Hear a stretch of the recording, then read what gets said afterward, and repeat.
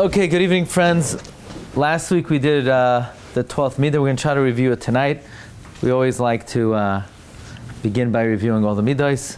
So, of course, since we're creating the image of Hashem, it is appropriate that we don't just look like Him, but we act like Him.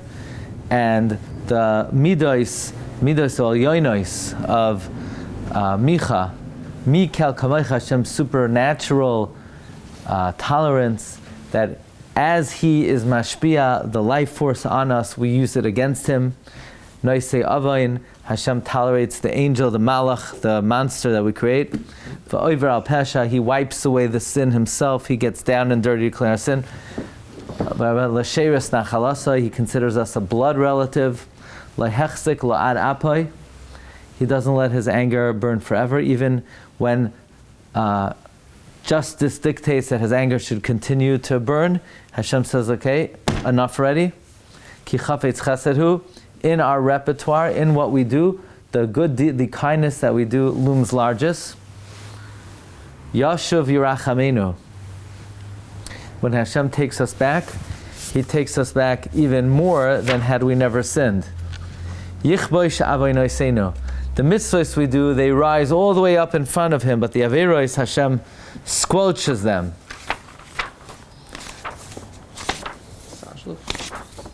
Just make sure I didn't skip.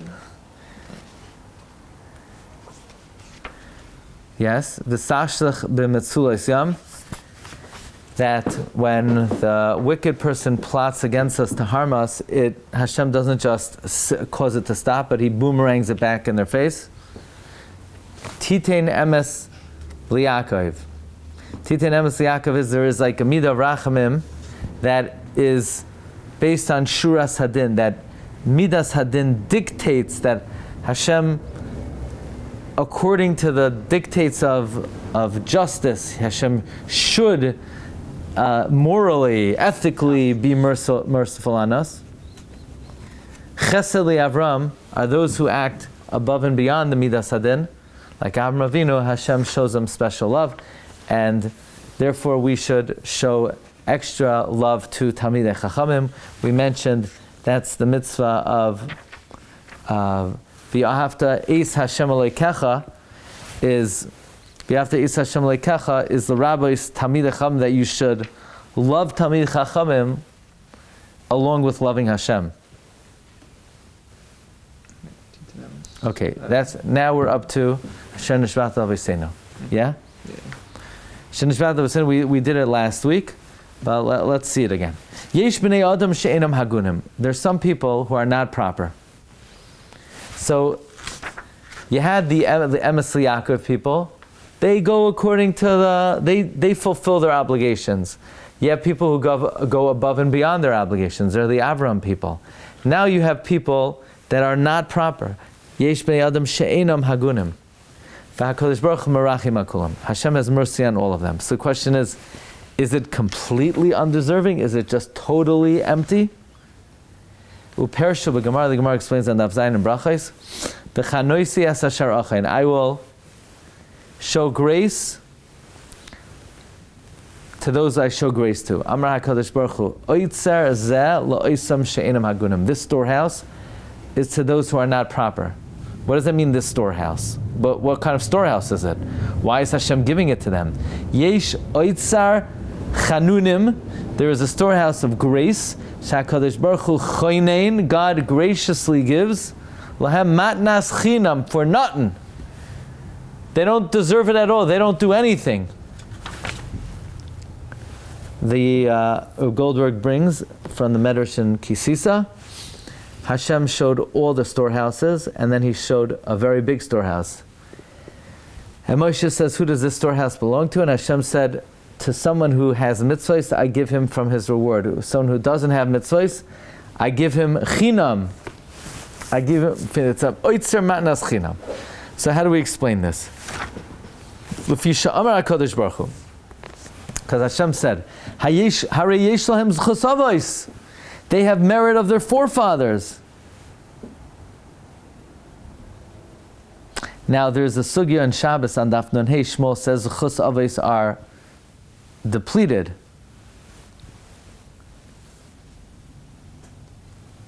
Like permanently? Yeah, they're done. We're finished. We used them up already. The Gemara concludes Zechus Avos Tama, Bris Avos Einoi Tama. What? When? When? Don't we have a Gemara in Brachos that tells us that a person should not discuss Avos? So Tosfos says Bris Avos, because Zechus Avos, they're done. We're finished. We already used them up. We're ready on overdraft. Here, I'll read to you. We already used them up. We already used them up. That's right. We should change up some of the words. So the Torah discusses that. Zoicher chasdei avos umevi goyal of nevenehem lema'an shmai. Zoicher chasdei avos, Hashem remembers them. And if you're going to say, but they're used up already, the answer is, do it lema'an shmai. So it's, so to speak, like baverning that. It's the Torah? The Torah, yeah. Yeah. By the way, Tosfos in Shabbos says, Amar Rabbeinu Tam, Zechus Avos Tama, Bris Avos Loi Tama. It says, V'zacharti es brisi Yaakov. After the Galus, there's only Bris Avos. Ein anu mazkirim Zechus Avos ela habris. That's better. Now, what is this? Look at the Lashon. Harei shalem Zechus Avos. Ani nishbati la'avos. I swore to the avos. So the question is this a matnas chinam? Or is it zechus avos? Is it a freebie? Or is it in the merit of the forefathers? So HaKadosh Baruch Hu says they have zechus avos. I swore to the avos. Im kain if so, im heyoy she'enim hagunim, even though they're not worthy, yizku b'shvil shehem yizera ha'avos. They will merit because they are the descendants of the Avos, Shenishbati Lahem, that I swore to them. Lefikach Anahal and Hilam, therefore I will guide them, Anhagam, and I will lead them Ad Sheyisaiknu, until they are rectified. So if Goldberg asks, if the reason Hashem is having mercy is because He swore, this is not Rachamim, this is Mishpat. God swore. He said, I'm never going to destroy your descendants. So how is this Rachamim? Hashem's obligated to keep His shvuah.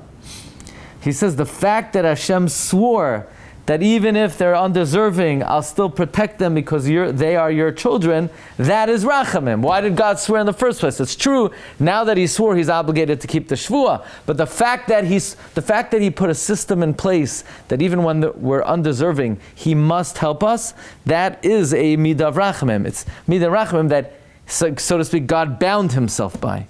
You're right, now He has to. But why did He put Himself in a situation that He has to? Now,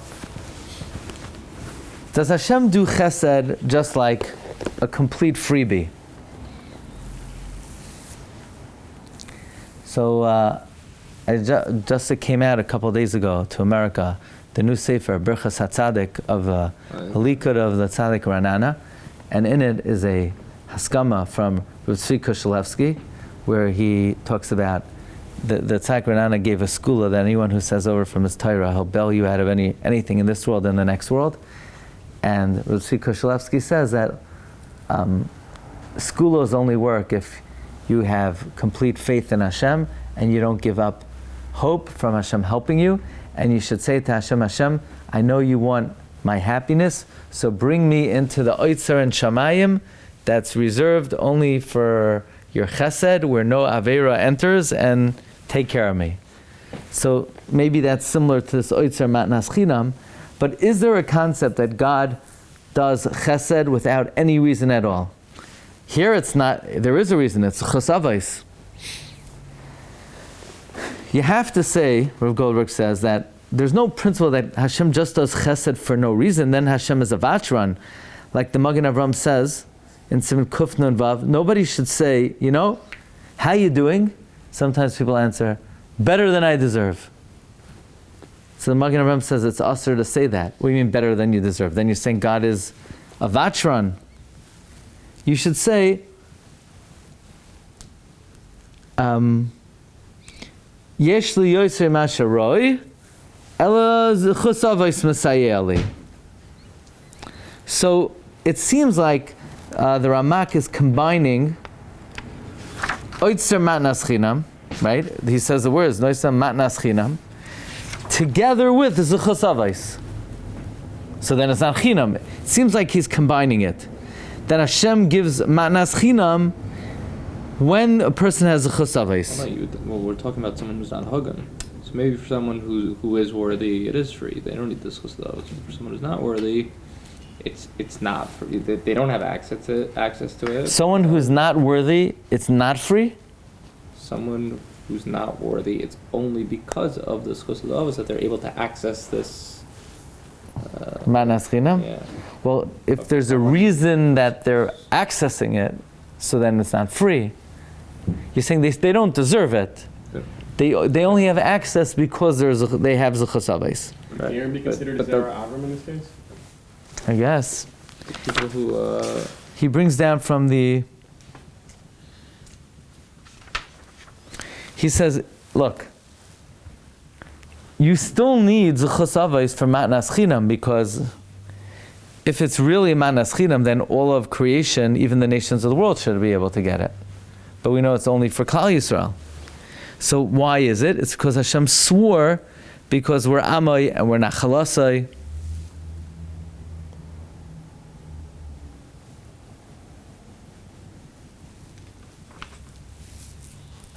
Now, he brings down from the Middah Eliyahu, what's the difference between zechus avos and bris avos? He says, let's say, two ganavim come before a judge, and if the judge sees that one of the ganavim comes from a good family, very upstanding family, an honorable family, the judge may have more sympathy for the criminal, because the judge says, look, he definitely has within him good qualities. He comes from a good upbringing, a good family. So if he would get his act together, maybe he could get himself back on the straight and the narrow.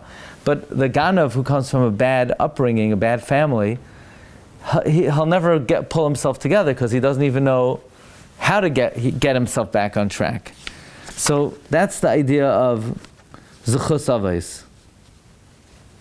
Zechus is milashon zakos, pure koiches, pure ability. But that's so long as we don't sever the connection we have between us and the avos.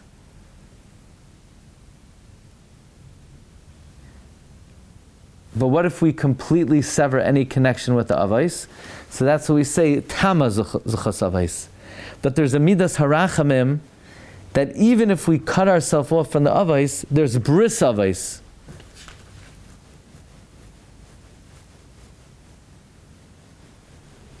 What is that?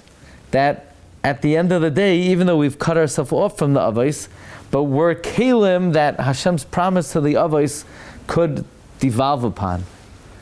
In any event, it seems like there's some very interesting combination that, yes, it's called oitzer matnas chinam, but it's only activated and accessed by those who have zechus avos. So it's not like 1,000% freebie. That's what we're saying here?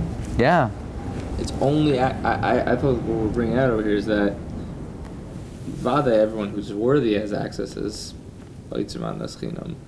But the chiddush over here that we're learning is that even the people who aren't worthy, the Middah of Hashem is to give them access. They can't get access the regular way because they're not worthy.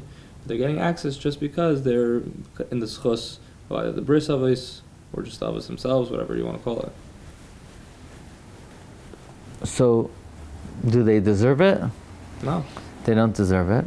No. So that's so just give it to him. So how does zechus avos give them access to this freebie? So you can say this is schus of the bris avos, where it doesn't matter what they did. But to say that the oitzer matnas chinam is just for the people who aren't worthy, I didn't think that was what we were saying.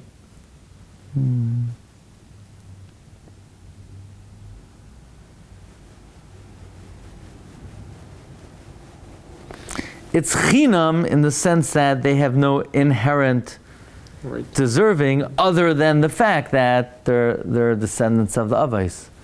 But it's in combination with that. Okay.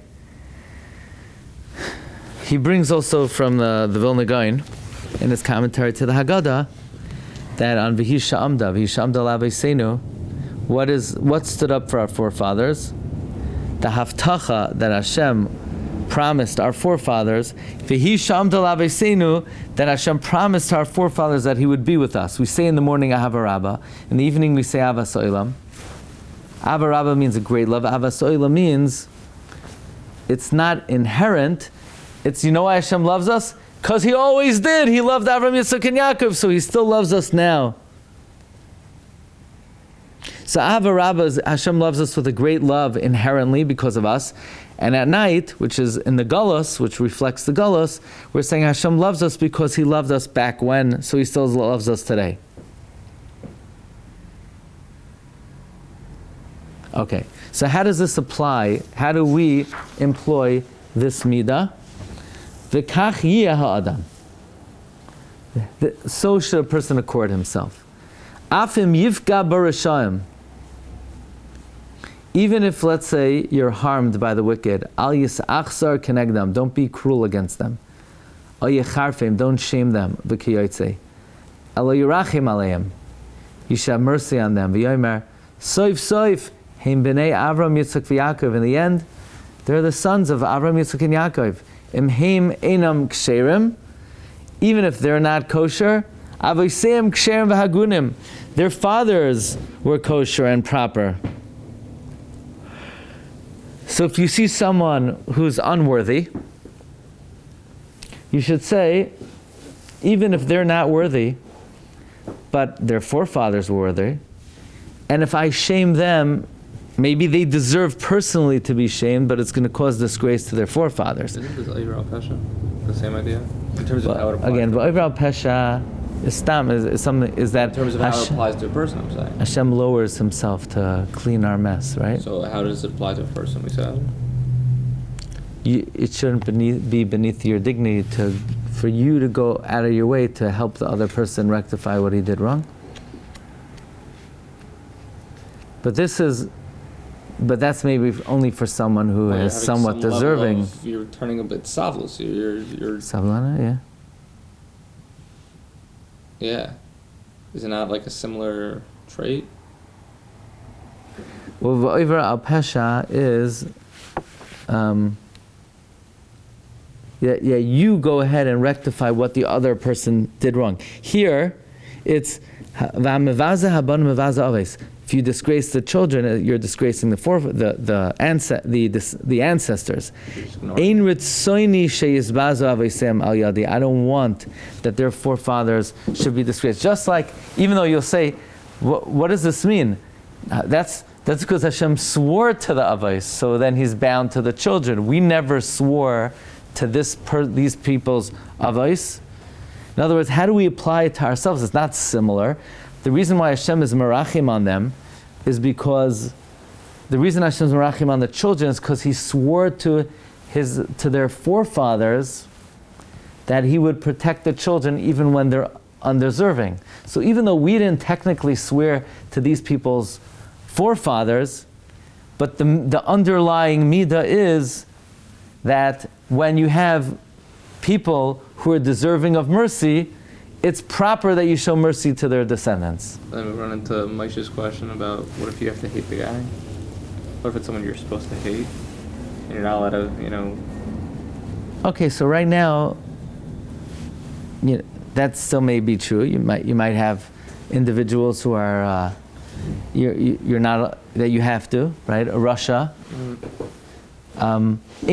Even though we are talking about Rishaim here, but it's not like you're loving them and you're not helping them for them themselves. What you're doing it for the sake of their forefathers. I don't want their forefathers to be shamed because of me. And you cover up their shame, and you try to rectify them kafi koichai.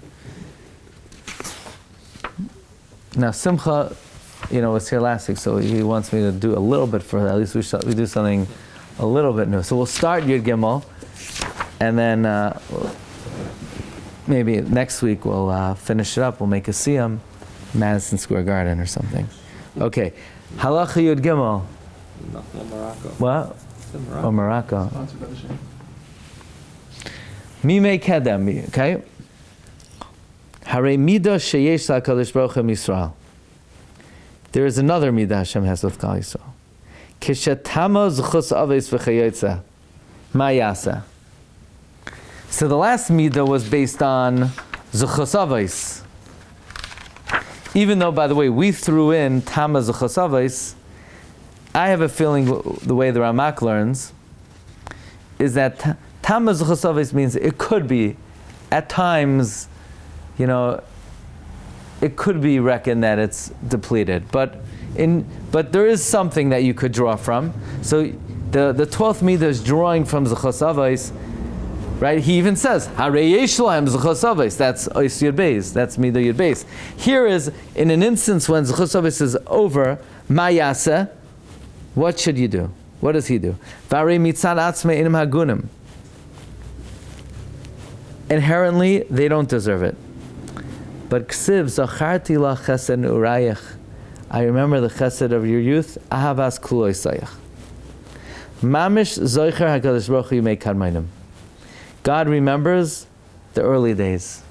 Right now, they're a bum. They have no good qualities to the name.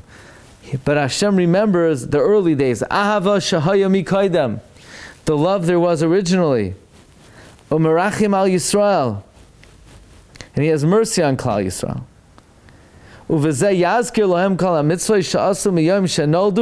Hashem remembers back when, and He remembers all the mitzvahs they did since they were born. And all the good qualities that Hashem guides the world. And from all these mitzvahs, Hashem makes a crown, a treasure, to have mercy because of it. This Middah incorporates all the previous 12. Like it says in the Idra, V'hai tikuna detlei sarhu tikuna ya debei achidan kula. It is a tikkun that grasps all. Kulhu miskasfin lemiskaf reisha lekavlei. They all strive to raise their head toward it. Dahu tikuna shalimta da'ashlam l'chol tikunin. Da'ashlam l'kula. This Middah completes and encompasses all the Middahs. And we'll explain it, Hashem, next time, okay? What was the corresponding